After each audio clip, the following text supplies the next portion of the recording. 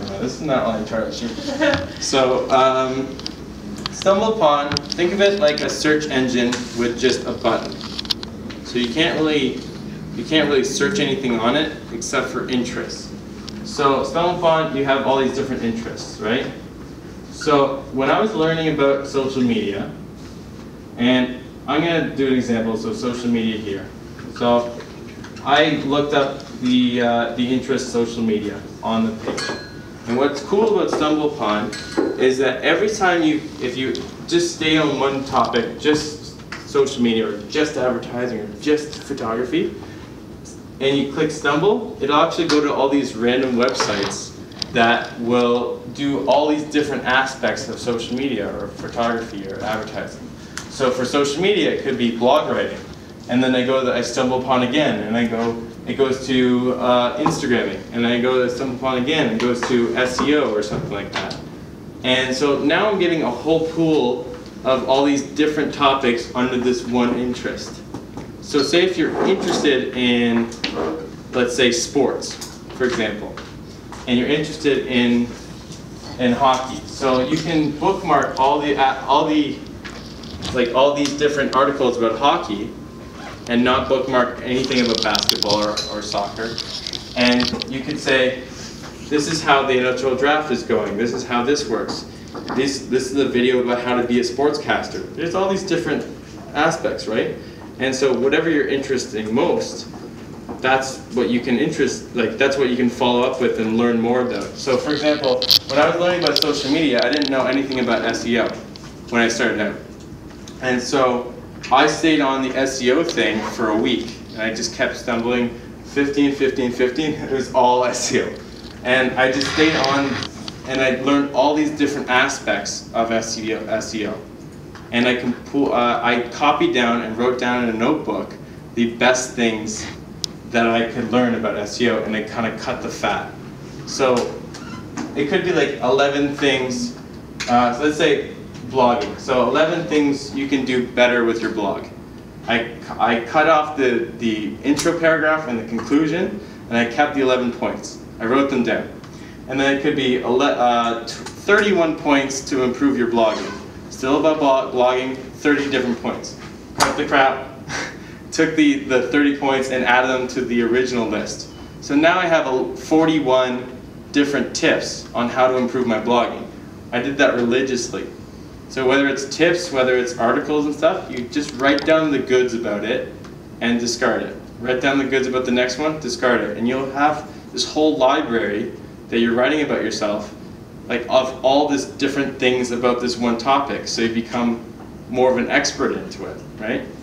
So if you keep kind of stumbling upon, and learning every day, you learn about your industry and the problems and solutions it has.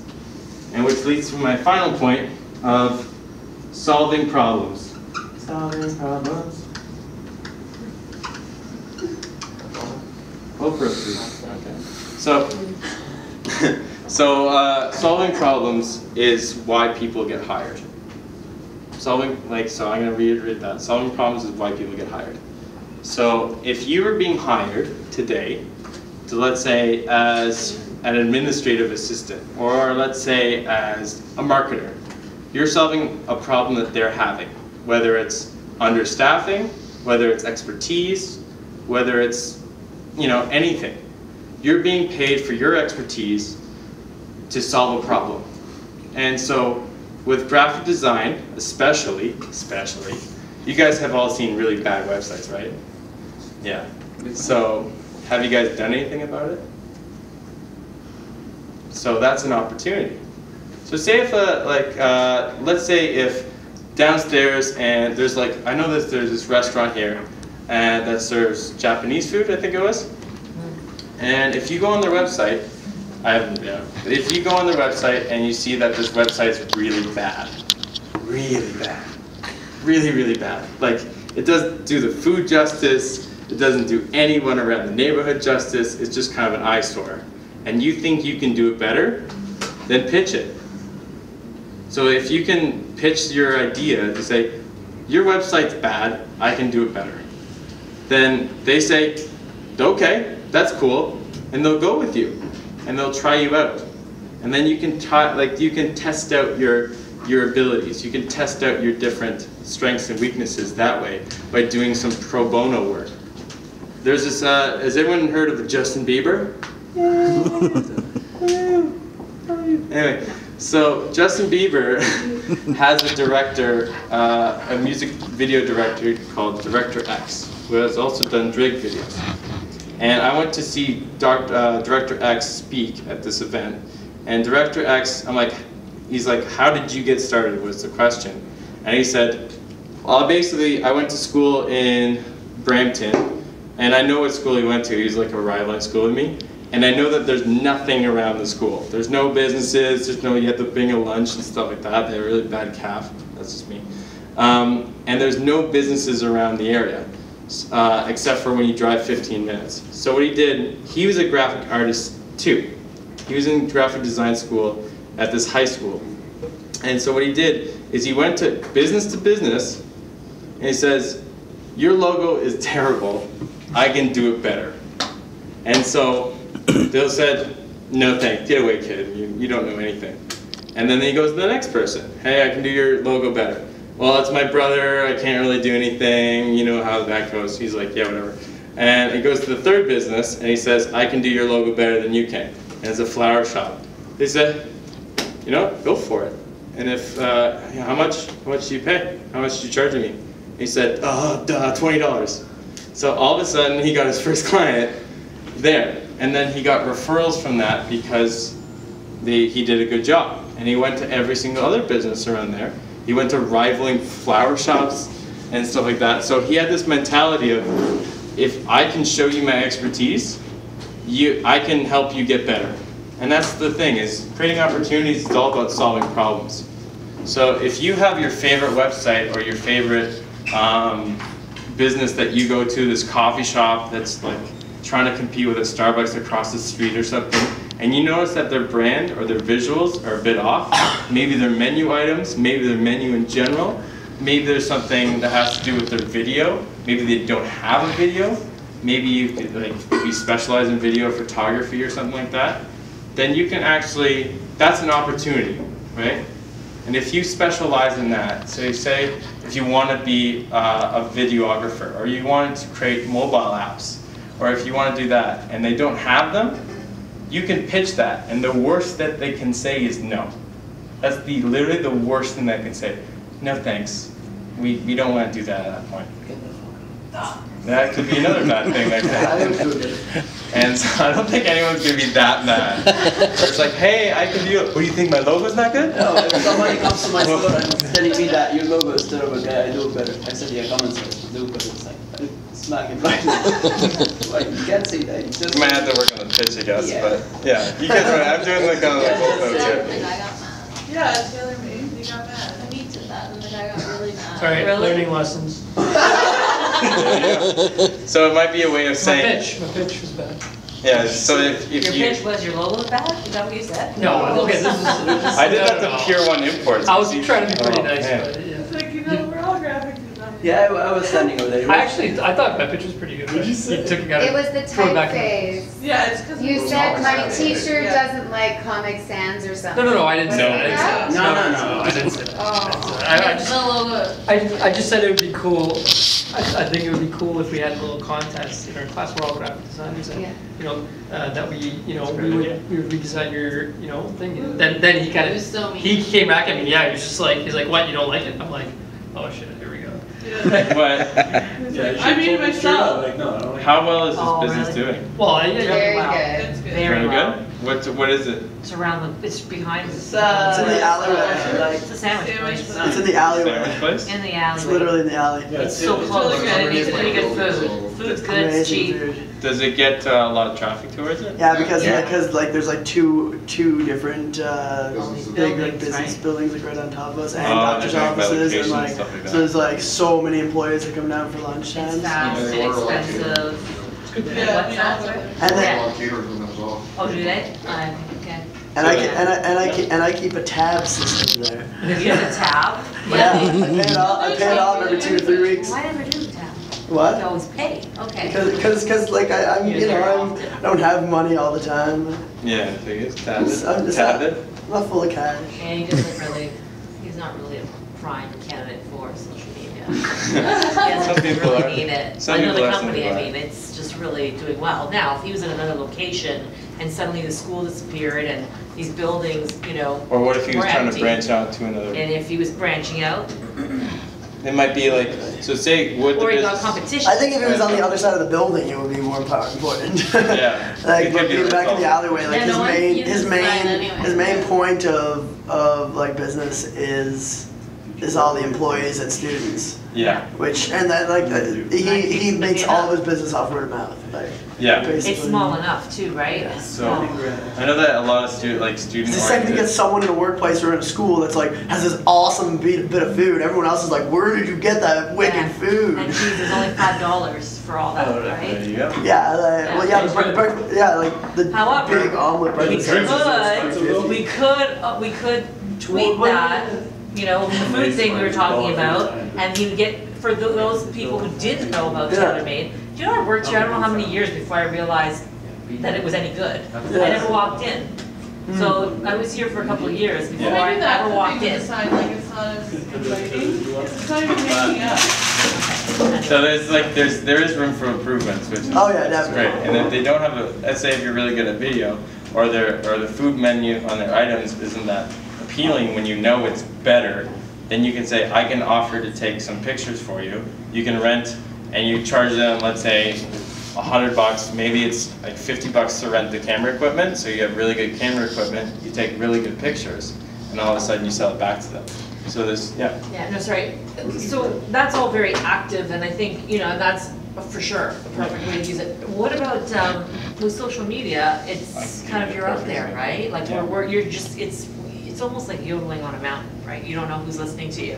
So it's out there. So if you wanted to, say, create the logo. Yeah, this is exactly Yeah, what okay, go happened. on. So there's this one, I was just on Twitter and stuff like that, and I noticed that there's this one company whose logo, like on their Twitter like display picture, was really blurry. It should have been blurry because they were actually like a print branding studio, and so I was like, I gave them I took their logo from their website. I did some, like I just redimensioned it so it was proper to Twitter, and I sent it to them. And they said, oh, this is great. So they uploaded it immediately. They realized I was there to help solve a problem. They called me into a meeting the next week, and they all of a sudden gave me a job. Because I wanted to help them. And so if you see it even online, even on Facebook, even on Twitter, or Foursquare, or anything like that, or in YouTube, say if somebody has a really, really bad video, and there's a lot of really bad videos out there. There's like really like webcam kind of stuff out there. And there's some that have spelling mistakes on their own video and stuff like that. And because they're trying to do it themselves, and they realize that, and they don't want to pay like $2 grand for a video. Maybe they can't afford that. So what you can do is you can see their YouTube video, or see their picture, or see their background on their website, or see anything that you can do better, pitch them. And then that way you can actually get it on their website, get it on their radar, and they say, okay, well they know their stuff. Anytime I have a job, I'll send it to them. I'll send this to them. And all of a sudden you're getting a lot more jobs, you're doing a lot more freelance work, and then it turns into a part-time job, which turns into a full-time job. And that's what happened to us. I actually got 2 clients like that, where I just said, this logo is a bit blurry. I'll make it better for you, and I'll send it over. Somebody's like, well, why would they do that? And you say, well, here you go. And all of a sudden you're great to work with, so they want to work with you more. So that's the idea of creating opportunities, is learning about your industry, like figuring out like expertise, because expertise and knowledge will give you confidence. So if you know, instead of answering questions like, we might want to do this, or we might, I think, you know, confidence and knowledge will turn those I mights to I know, or I will. And I will be able to do that for you, no problem. And that sounds a lot more confident because you know what you're doing. And confidence will show and will get you more clients or a job. And this is kind of like going off to my, I guess, my final point as a bonus. There's been times when people go into the, like, how many people have been to a job interview in the last year? Put up your hands. Okay, so everyone's kind of, half the class is kind of in, half the class is kind of out in that way. So this is what I did for, if you're applying for a creative job, be creative with your resume. Be creative with the colors and stuff. Go on InDesign instead of Word. I actually like to use their brand colors in my resume. So if I was to apply for Pepsi, I would see their brand colors. I would say red, white, and blue. Okay, cool. I'll make the kind of like letterhead red. I'll make the background white, like that. And then I'll make my text like a dark blue, so they'll stand out. And make my headers like a red. So it's like because my experience, you want to make it seem like you're the easiest person to just work tomorrow. You don't want to make it like a struggle or anything. And what I did before is I've actually brought in a proposal. So say if I got an interview and I looked at their job and I said, this is what they want from me. This is what they want out of me and stuff like that. So what I did is I actually brought a proposal in and say, and they're like, Steve, sit down, like, tell us about yourself, stuff like that, and you get to that, and you answer the question to say, oh, and additionally, I brought a proposal with me about all the things I can do to help your business. All of a sudden, they're like, whoa, I was hiring you because there's an off chance that you might help my business, but if you say, this is all the stuff I can do, and additionally, what you're not doing, like, aka, I see that there's no video, like I'm being hired for a marketing or a copywriting or graphic design job, but I realize that there's no video. Here's what I can do. And so I guarantee, unless you guys all apply at the same time, you guys are going to be the only people who actually bring a proposal to a job interview. And that way it's like, people like to deal with business to business more than they deal with business to people. So I've had it where I've been in a job interview thinking it was a business to business meeting, and I got totally blindsided, but I kept to my guns and I brought in a proposal, and then I got the job. So and I turned it down. So if you bring something that you know will help solve problems for them that they're hiring you for, and you can dish out additional value, why wouldn't they hire you, right? So that's something that you can kind of keep in your head. And like, I kept kind of all this stuff up, even though it's kind of jumbled.